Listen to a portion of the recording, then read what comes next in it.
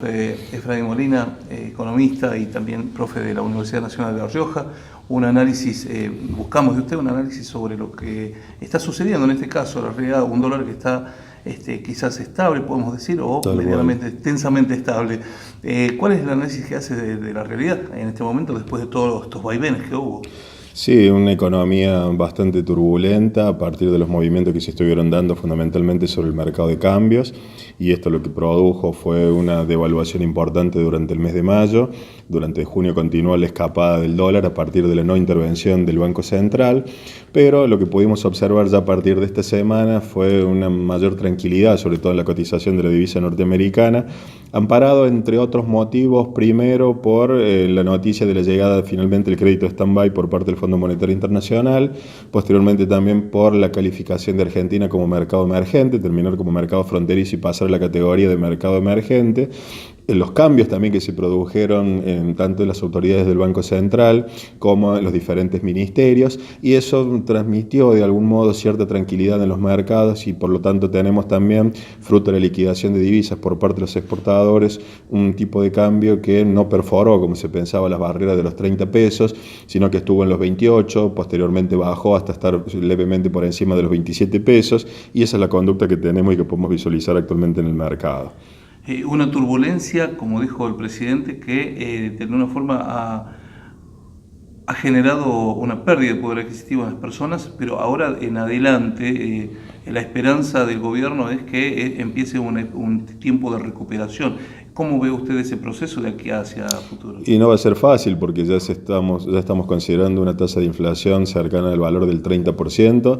Recordemos que las metas que había planteado el gobierno inicialmente se tuvieron que ser reformuladas a partir de los acontecimientos que estuvimos viviendo, sobre todo durante el último mes y medio, pero también habrá que ver porque todavía faltan los ajustes que se van materializando sobre las tarifas. Incluso el mismo actual ministro de Energía dijo que todavía restan los ajustes que van a hacer sobre las tarifas eléctricas, de gas, también lo que puede pasar con el precio del combustible, y sabemos que estos componentes afectan directamente también el precio, y sobre todo lo que influyen es en el precio de los alimentos, que tienden a castigar obviamente a los que menos poder adquisitivo tienen.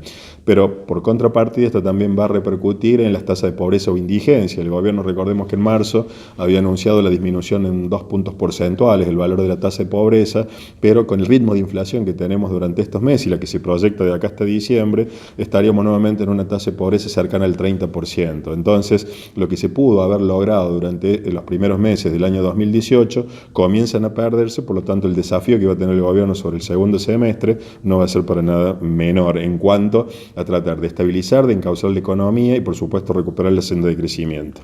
En otro orden de cosas, también es una de las variables que están allí y quizás también entendidas por el gobierno, la variable social, en este caso la reacción, posible reacción del pueblo a través de un paro contundente, pero después también sobre las manifestaciones que se hacen cada vez más masivas. ¿Cuál sería el comportamiento de la economía en este sentido, teniendo en cuenta esto, ¿no? Que cada vez las manifestaciones son más grandes y pueden llegar a tener algún freno por parte del gobierno? Es que en la medida que el gobierno no logre estabilizar la economía y por otra parte no logre controlar la inflación, le va a resultar también muy difícil tratar de contener con razón la demanda de los sindicatos en función de la pérdida del poder adquisitivo de los asalariados, y por supuesto también con la devaluación de la moneda que hemos sufrido durante los últimos tiempos. Eso resta aún más el poder adquisitivo porque impacta y genera un aumento directo sobre el precio de los alimentos.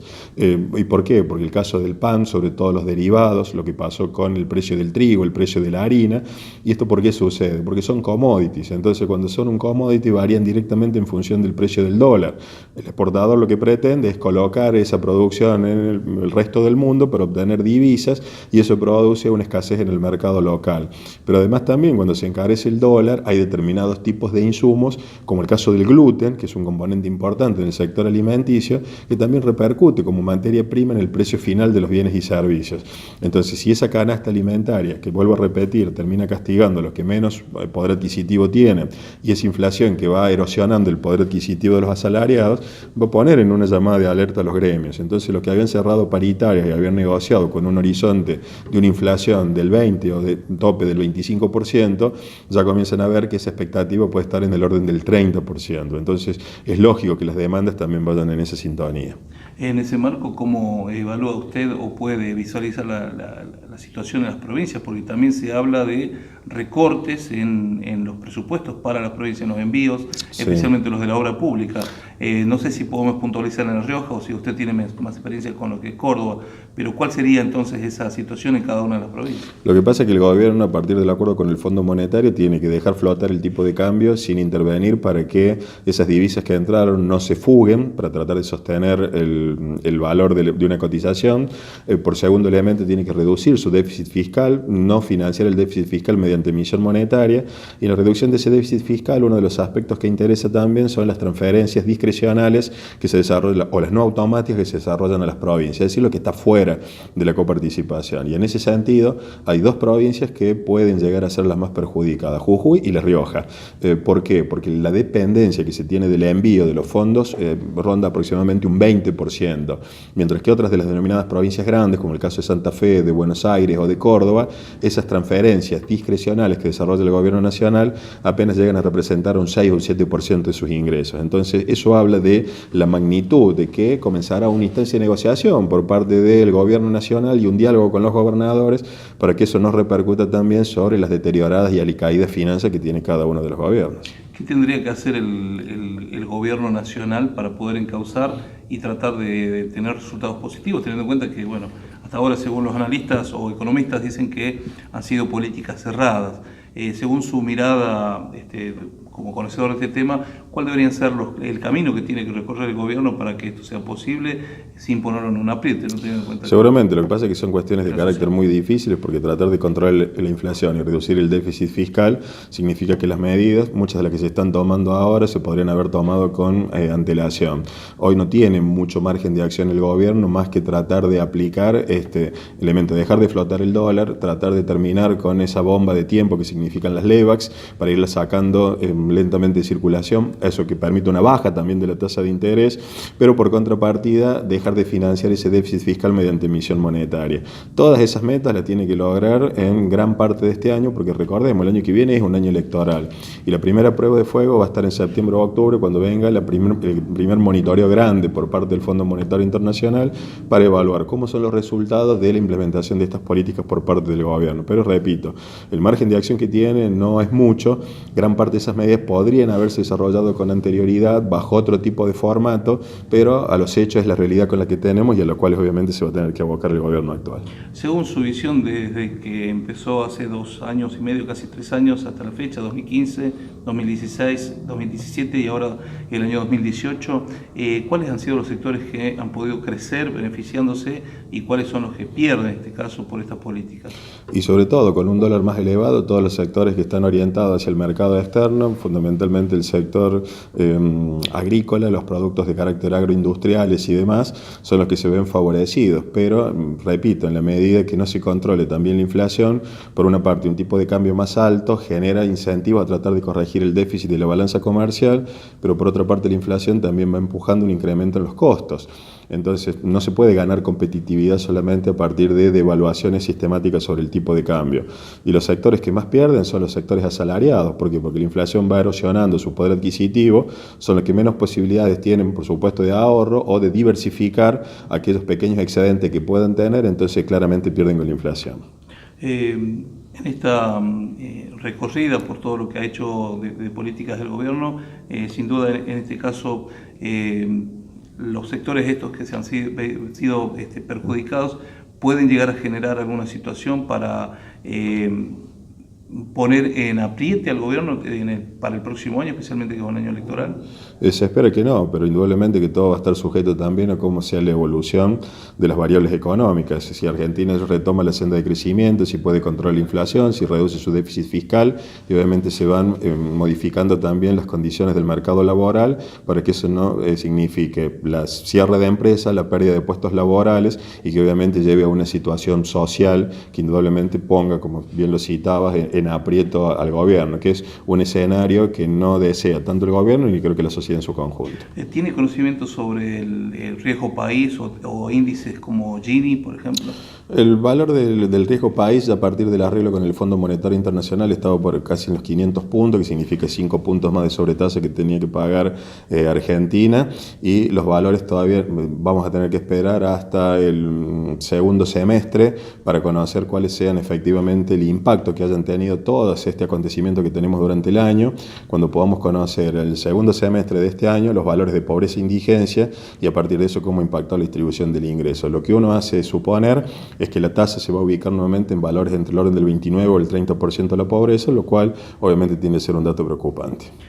¿Sobre el índice de Gini tiene algún conocimiento? El valor actual no se ha calculado, pero la Argentina tradicionalmente ha tenido un valor durante los últimos años de un valor de coeficiente oscilando entre el 0,42, 0,45, 0,47 en sus peores momentos. Recordemos que ese valor varía entre 0 y 1 y la distribución siendo más equitativa cuanto más cerca a 0 es ese valor. Para tener una referencia, los países desarrollados tienen un Gini de 0,25, 0,27 o 0,30. Esto para que veamos el grado de disparidad que todavía tenemos en la distribución del ingreso, que significa una sociedad con alto nivel de concentración.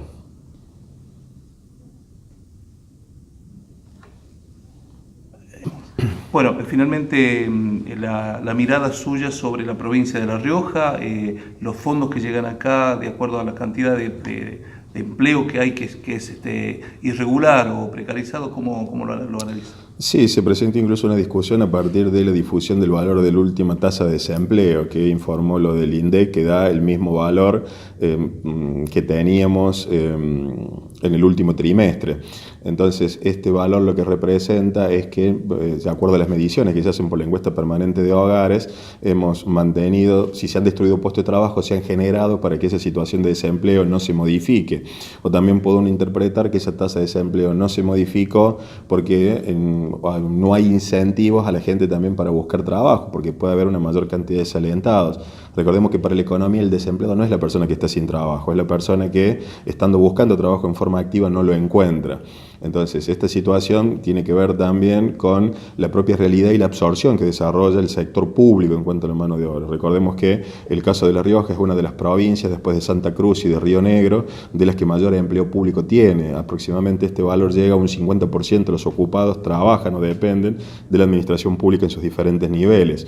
Entonces, obviamente que una situación económica que termine perjudicando al país en su conjunto también va a afectar y va a pegar directamente la relación provincia. ¿Por qué? Por la coparticipación que recibe. Si a esto le sumamos el envío de menos fondos también para el caso de la obra pública o la disminución de los fondos discrecionales a partir de las transferencias no automáticas, entonces el panorama que se puede discernir sobre la provincia no son de los más alentadores. En ese caso, ¿usted cree que el hecho de que mucha gente asalariada depende del Estado no ve modificados su situación laboral de acuerdo a la situación? ¿Puede eso influir también electoralmente?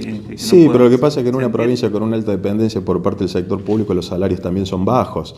Entonces, donde los incrementos también que se dan en las negociaciones paritarias no alcanzan a contrarrestar la inflación, por lo tanto la pérdida de poder adquisitivo que van sufriendo es de forma sistemática. De allí que lo importa. Y como no puede el Estado provincial controlar lo que pasa con la inflación, porque es una variable macro que depende de las condiciones del país, entonces se le hace un verdadero cuello de botella tratar de generar que haya tracción, que no se ralentice el consumo y que eso indudablemente repercute sobre el estándar de vida de la población. La última, ¿cree que la provincia puede llegar a verse obligada a expulsar gente por este tema? No se creería, porque en el caso de la estabilidad del empleo público lo que garantiza es que ha pasado en algunos otros momentos, que en el peor de los escenarios lo que puede haber es que los pagos que se van desarrollando los salarios comiencen a fragmentarse en algún otro momento, o en el peor de los escenarios que no se vislumbra como posible cuando se ha llevado a cabo una emisión de bonos, pero eso ya sería uno de los peores escenarios, que la situación económica realmente sea malo, pero no solamente para La Rioja, sino para el país en general. Entonces hoy por hoy no está visto un escenario de esta naturaleza. ¿Parece como complicado? Sí, aparece como complicado, pero todavía no es catastrófico. Muchas gracias. No, por favor.